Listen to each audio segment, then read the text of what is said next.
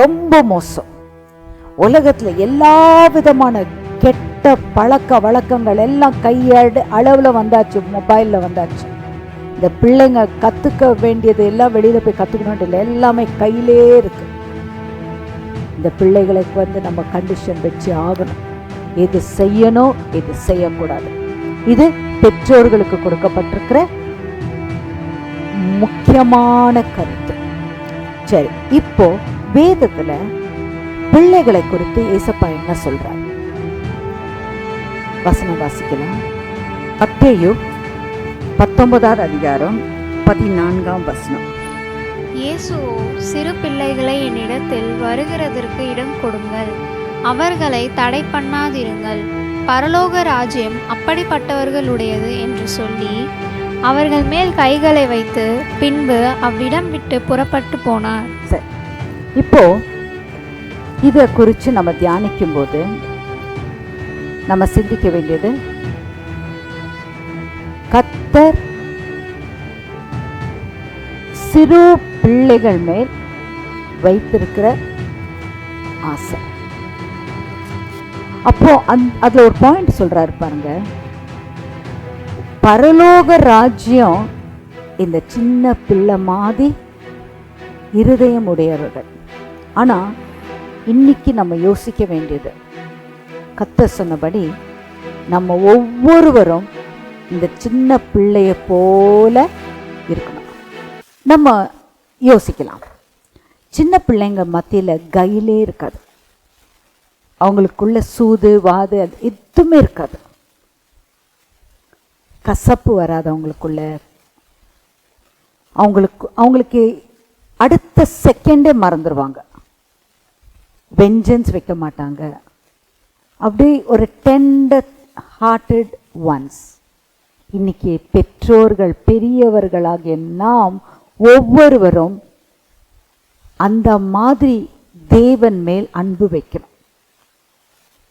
சிறு பிள்ளை போல, ஆண்டவரே நீர் போதும் ஆண்டவரே, என் வாழ்க்கையில நீங்க இருந்தா போதும் ஆண்டவரே, உங்களுடைய சத்தியத்துல நடந்தா போதும் ஆண்டவரே, நீங்க சொன்னதுக்கு அப்படியே நான் கீழ்ப்படின்றேன் ஆண்டவரே சொல்லி நம்ம அந்த மாதிரி ஒரு கண்ணோட்டத்துக்குள்ள நம்ம போகும்போது அது நமக்குள்ள எந்த விதமான நெகட்டிவ்ஸ் வர்றதுக்கு, கசப்பு எக்ஸாக்டா சொல்லணும்னா எந்த விதமான கசப்பான காரியங்கள் நம் வாழ்க்கையில வராதபடிக்கு நம்ம வாழலாம். ஸோ இந்த கசப்புன்றது வரும்போது எப்படி வரும்னா மாயமால தானே வரும், ஹிப்போக்ரஸி வந்துடும். ஸோ கர்த்தருக்கு பிரியமில்லாத காரியங்கள். பைபிளில் ரொம்ப அழகா சொல்லப்பட்ட காரியம் கெட்ட குமாரனை பற்றி ஒரு டிஃப்ரெண்ட் பெர்ஸ்பெக்டிவ்ல நம்ம பார்க்கலாம். எல்லாருக்கும் தெரியும் இந்த கெட்ட குமாரனுடைய கதை. பெரிய மகன் தகப்பன் சொன்ன காரியங்கள் அத்தனையிலையும் அவர் கீழ்ப்படிந்து கர்த்தருக்கு எப்படி எதிர்பார்க்கிறாரோ அந்த மாதிரி ஒரு ஒபீடியன்ட் சன்னா வளர்ந்தார். வேறஸ் அந்த இளைய மகன் இருக்கிறார் பாருங்க, எல்லாமே தாறுமாறு, தகப்பனுக்கு கெட்ட பேர் கொண்டு வந்து தன் தகப்பனுடைய ஆஸ்தி எல்லாத்தையும் அழிக்கிறதுக்கு உருவாக்கப்பட்ட ஒரு மகனா இருந்தாப்புல. இன்னைக்கு நம்ம வாழ்க்கையில அந்த பெரிய மக மாதிரியும் வேண்டாம், சின்ன மக மாதிரியும் வேணாம். ஒவ்வொருவருக்கும் நமக்குன்னு ஒரு காலிங் கர்த்தர் கொடுத்துருக்கிறார். எப்படி? அக்கார்டிங் டு ஜெரேமியா 29:11 அது வாசிக்கலாம். எரேமியா 29 அதிகாரம் 11 வசனம். ஒவ்வொரு மனுஷனு குறித்தும் கர்த்தர் ஒரு திட்டம் வச்சிருக்கிறார். அந்த திட்டத்தின்படியே நாம் நடந்து அவருக்கு பிரியமான நடக்கிற ஒரு வாழ்க்கையை வாழ்ந்தோன்னு வச்சுக்கோங்களேன், அதை மாதிரி ஒரு ஆசீர்வாதம் கிடைக்காது. பிள்ளைகள், ஏன்னா இன்னைக்கு பொறுத்த வரைக்கும் பிள்ளைகள் ரொம்ப ரொம்ப சசெப்டபிள் ஃபார் ஆல் பேட் திங்ஸ். எல்லா பேட் திங்ஸ்க்கு இன்ஃப்ளூயன்ஸ் ஃபுல்லாக இருக்குது அவங்களுக்கு. அதுலேருந்து அந்த பிள்ளைகள் இந்த வசனத்தை அவங்க முன்னாடி வைத்து there is a plan God has kept for me, அந்த பிளான் படி நான் வாழணும் அண்ட் சொல்லி நினச்சி அவங்க நடந்தாங்கன்னு வச்சுக்கோங்களேன், அவங்களுடைய கெரியரில், அவங்களுடைய பர்சனல் லைஃப்பில், அவங்க ஃபேமிலி லைஃப்பில் எல்லாத்துலேயுமே அவங்க எக்ஸல் ஆவாங்க. வாசிக்கலாம். இந்த ஒரு சின்ன வார்த்தை தான், ஆனால் அதில் உள்ள அர்த்தம் எவ்வளோ இருக்குன்னு பார்க்கல. எரேமியா 29:11. நீங்கள் எதிர்பார்த்திருக்கும் முடிவை உங்களுக்கு கொடுக்கும்படிக்கு நான் உங்கள் பேரில் நினைத்திருக்கிற நினைவுகளை அறிவேன் என்று கர்த்தர் சொல்லுகிறார். அவைகள் தீமைக்கல்ல, சமாதானத்துக்கு ஏதுவான நினைவுகளே. ஸோ இது வந்து இங்கிலீஷில் எப்படி போட்டிருக்குதுனாக்கா, எடுக்கலாம். Jeremiah 29 and 11th verse. For I know the thought and the plan that I have for you. So கர்த்தர் ஒரு திட்டம், ஒரு நினைவு ஒவ்வொரு குழந்தை பற்றி வச்சிருக்கிறார். ஒவ்வொரு குழந்தை மேலும் ஒரு நோக்கத்தை வச்சிருக்கிறார். Says the Lord. யார் சொல்றா? வானத்தையும் பூமியும் அண்ட சராசரங்களை படைத்த தேவாதி தேவன், கர்த்தாதி கர்த்தர், ராஜாதி ராஜா சொல்றாரு, there is a plan. So இன்னைக்கு நம்ம குழந்தைங்களை பார்க்கும்போது பிறந்திருக்க குழந்தை இல்லை, பிரசவிக்க போகிற குழந்தையா இருக்கட்டும், அந்த குழந்தையை பெற்றெடுக்கிறதுக்கு தேவனுக்காகவே, அந்த பிள்ளையை பெற்ற பிள்ளையை வளர்ப்பது தேவனுக்காகவே, அந்த கண்ணோட்டத்தோடு நம்ம வைக்கணும்னா இந்த வசனத்தை வச்சுக்கணும். God has a thought. God has a plan for welfare and peace. சமாதானத்துக்கு ஏதுவான. இன்னைக்கு ஒவ்வொரு குழந்தையுடைய வாழ்க்கையில் என்ன கிடைக்க போகுது? சமாதானம். எப்போ? கர்த்தருடைய வழியில நடத்தி அவர்களை கொண்டு போகும்போது. தெய்வ ஜனமே, தெய்வ பிள்ளைகளே, என்னை பொறுத்த வரைக்கும் எனக்கு பிள்ளைகள் வந்து ரொம்ப முக்கியம் வாய்ந்தவர்கள். ஏன்னா எங்களுடைய ஊழியம் ஆரம்பித்தது சிறு பிள்ளைகள் மத்தியில் தான். 67 குழந்தைங்கள். இதை வந்து நான் 40 வருஷத்துக்கு முன்பதாக 39 வருஷத்துக்கு முன்பதாக நடந்த காரியத்தை நான் சொல்கிறேன். 67 குழந்தைங்க. அந்த ஒவ்வொரு குழந்தையும் இந்த இடத்துல தேவாலயத்துக்கு வந்து ஏசப்பா பற்றி கற்றுக்கொண்டார்கள். சின்ன சின்ன கதைகள் மூலியமாக, வசனங்கள் மூலியமாக அவர்களுக்கு முதலாவது நாங்கள் கற்றுக் கொடுத்த வசனம் இதுதான். The fear of the Lord is the beginning of wisdom. Proverbs 1:7. இந்த வசனத்தை தமிழில் போடுவாங்க, வாசிச்சுக்கோங்க. அடுத்தது இன்னொரு வசனம், The fear of the Lord is to hate evil. தீமையை வெறுக்கணும். தேவனுக்கு பயப்படுகிற பயம் இருக்கணும். முதலாவது தீமையை வெறுக்கணும். ஸோ இந்த 2 வசனம் தான் இந்த பிள்ளைகளுக்கு ஆரம்பத்தில் அஸ்திபாரமாக எங்களது போதகர் போட்டார்.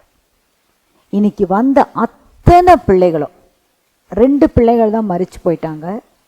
மற்ற எல்லா பிள்ளைகளும் கர்த்தருக்குள் இருக்காங்க. சிலர் வந்து உலக பிரகாரமாக இருக்காங்க. கர்த்தர் நிச்சயமா அவர்களையும் கொண்டு வருவார். ஆனால் வந்த ஒவ்வொரு பிள்ளைகளும் கர்த்தருக்குள் இருக்கிறாங்க. பெரிய பாக்கியம். அவங்க எப்பவுமே சொல்றது காரியம், அன்றைக்கு நீங்க சொல்லி கொடுத்த வசனங்கள், அன்றைக்கு நீங்க கொடுத்த ஜெபம், எப்படி தேவனை தேடணும், அதுதான் ஆண்டி அங்கிள் நாங்க இன்னைக்கு நல்லா இருக்கோம். தேவ ஜனமே, நம்ம விதைக்க வேண்டியது தேவ வசனம். அடுத்த முக்கியமான காரியம், வீட்டில் பெற்றோர்கள் மத்தியில் ஒரு சமாதானமான ஒரு அட்மாஸ்பியர் குழந்தைங்களுக்கு கொடுக்கணும் நம்ம. ஏன்னா அந்த மனம் எந்த விதத்துலையும் டிஸ்டர்ப் ஆகக்கூடாது. எல்லார் வீட்லேயும் பிரச்சனைகள் இருக்கு, எல்லார் வீட்லேயும் போராட்டம் இருக்கு. ஆனால் அந்த பிள்ளைகளுக்கு கற்றுத்தரணும். ஒரு கதையும் நான் சொல்றேன் கேளுங்க. ஒரு சிங்கிள் மதர், அவங்களுக்கு 2 குழந்தைங்க, ட்ராவல் பண்ணுறாங்க. அந்த ட்ராவல் டைமில் 2 குழந்தைங்களையும் பெரிய ஹெவி பேக்கேஜோடு தான் வராங்க. இந்த பக்கம் இடுப்பில் ஒரு குழந்தை, கையில் பிடிச்சிட்டு வர்றது ஒரு குழந்தை, ப்ளஸ் முதுவில் ஒரு பெரிய ஹெவி பேக்கேஜ். அந்த சின்ன பிள்ளைகளுக்கு அந்த அம்மா காமிக்கிறாங்க, இவ்வளோ ஹார்ட்ஷிப்பில் தான் நான் உங்களை வளர்க்குறேன். ஸோ இந்த பிள்ளைங்க வளரும் போதே தன் தாய் படுகிற கஷ்டத்தை பார்க்குறாங்க. அதை பார்த்து வளருகிற பிள்ளைகள் பின் நாட்களிலே ரொம்ப நல்லா இருப்பாங்க. ஏனென்றால் அந்த தாயினுடைய ஜெபம், அந்த தாயினுடைய அர்ப்பணிப்பு, சாக்ரிஃபைஸ், என்ன போராட்டம் இருந்தாலும் அந்த அம்மா பொறுமையாக அந்த பிள்ளைகளை வழி நடத்தி கொண்டு வந்தாங்க. இதை நாங்கள் பார்த்துருக்கோம். இது ஒரு நல்ல எக்ஸாம்பிளாக நான் எடுத்துக்கிட்டேன். ஒவ்வொரு தாய்மாரும் தனக்கானதை பார்க்காதபடிக்கு தாம் பிள்ளைங்களுக்கு உண்டானதை பார்த்து பார்த்து வளர்க்குற அந்த தாய் உடைய வாழ்க்கை பின் நாட்கள் அந்த பிள்ளைகள் மூலிமா ஆசீர்வாதமாக இருக்கும்.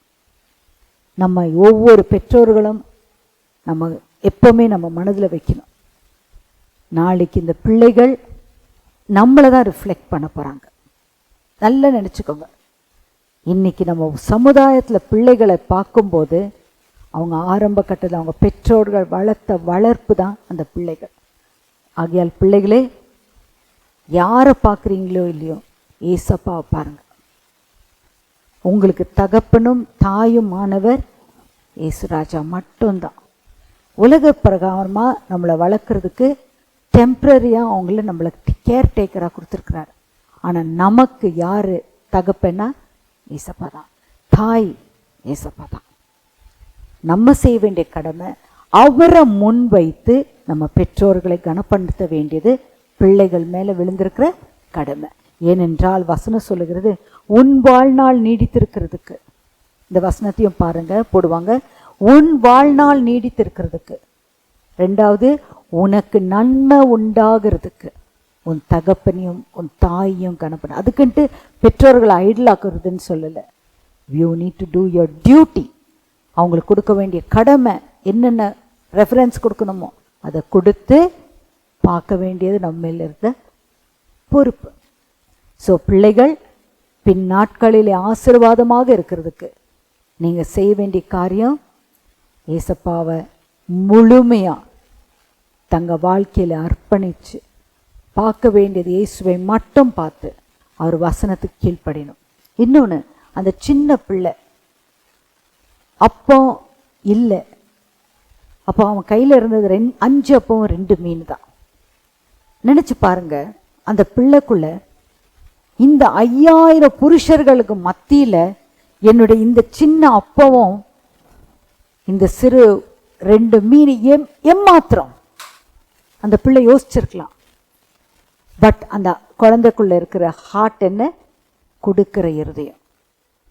இன்னைக்கு நம்ம அப்படிதான் இருக்கணும். அந்த சின்ன பிள்ளை மாதிரி ஒரு கிவிங் ஹார்ட்டாக இருக்கணும். அநேகமாக ஒவ்வொரு பிள்ளைகளும் இந்த வசனத்தை கேட்குற ஒவ்வொரு உள்ளங்களும் நிச்சயமாக தொடப்படும். தேவ வசனம் வல்லமை நிறைந்த வசனம். நாம் ஒவ்வொருவரும் ஒரு சின்ன பிள்ளை மாதிரி இருக்கணும். முழுவதுமாய் தேவனை நம்பி அவர் சத்தியத்துக்குள்ள காணப்பட ஒவ்வொருவரும் தங்களை அர்ப்பணிக்கணும். சரி, இதோட நான் இந்த செஷனை முடிச்சுக்கிறேன். ஒவ்வொருவரும் தேவனுக்கு பிரியமாக நடந்து அவரை பிரதிபலிக்கிற பிள்ளைகளாக இருக்கும்படி ஜெபிக்கலாம். சர்வ வல்லமையுள்ள தேவனாகிய கர்த்தாவே, வானத்திலும் பூமியிலும் சகல அதிகாரங்களை உடையராக இருக்கிறவரே, இந்த வேளையில் சுவாமி உலக பிரகாரமாக சில்ட்ரன்ஸ் டே செலிப்ரேட் பண்ணுறாங்க.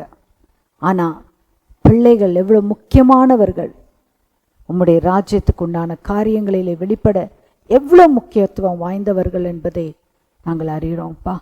ஒவ்வொரு பிள்ளைகளும் உம்முடைய சத்தியத்துக்குள்ளே காணப்படட்டும். ஒரு பிள்ளை கூட ஒரு குறை இல்லாதபடிக்கு நீங்கள் நடத்துங்க ஏசப்பா. வீண் போகக்கூடாது ஆண்டவரே. இந்த பிள்ளைகளெல்லாம் வருங்காலத்தில் தேவ ராஜ்யத்தை கட்டி எழுப்புற பிள்ளைகளாக மாற்றுங்க ஆண்டவரே. இயேசு ராஜா, என் தகப்பன் நீங்கள் தான், எங்கள் ஆண்டவர் நீங்கள் தான், எங்கள் இரட்சகர் நீங்கள் தான், எங்கள் மீட்பர் நீங்கள் தான், எங்களுக்கு எல்லாமே நீங்கள் தான் ஆண்டவரே. உமக்கு ஸ்தோத்திரம் ஸ்தோத்திரம் ஸ்தோத்திரம். ஆசீர்வதிங்க. இயேசு கிறிஸ்துவின் நாமத்தினாலே வேண்டிக் கொள்கிறேன் நல்ல தகப்பனே. ஆமென்.